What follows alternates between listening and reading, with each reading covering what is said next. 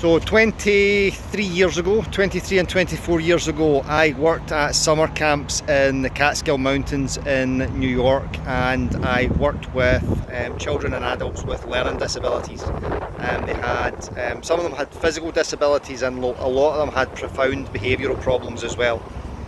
Okay, now there was two of the campers who were brothers who had autism, and they could be and were often violent. Okay, now when they were violent towards each other, or they were violent towards staff, we dealt with them, and we dealt with them appropriately given the ethical standard that we were bound by. So it was all kind of soft deflection techniques. Okay, now I then went on to work briefly with adults with learning disabilities after I graduated, and then I joined the police in 1997.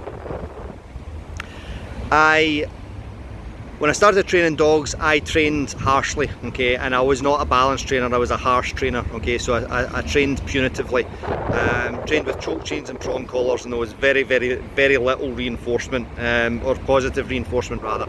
So very little of my dog's behaviours were motivated by food or toys. It was all done with compulsion. Basically, I made them do it, okay. Now, I then moved on to where I am just now, which is hopefully an advocate for positive reinforcement training. That's taken me on a journey about my own personal ethics and what I'm willing to do to an animal or a dog in order to get them to train, so get them to do the behaviours that I want them to do. Now, the point of this video is that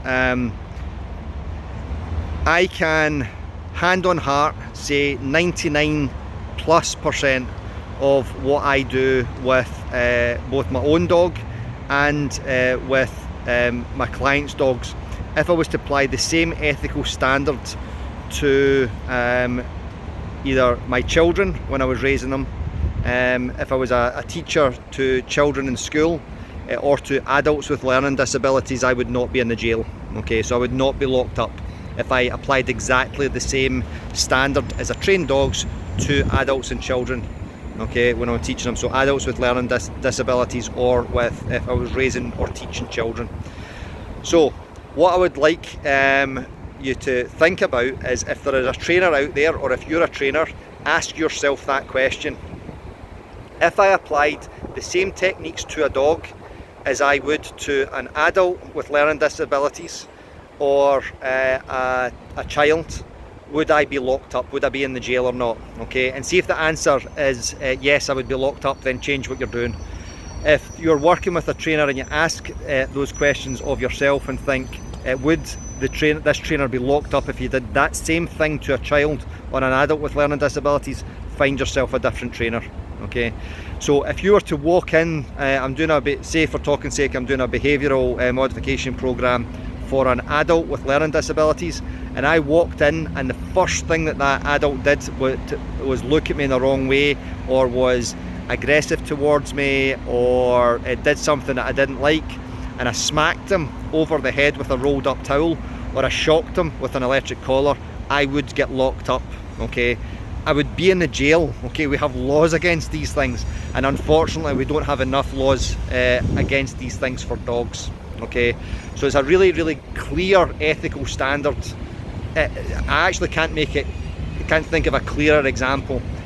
If you applied what you do to your dog to an adult learner with learning disabilities, would you get locked up? And if the answer is yes, change what you're doing.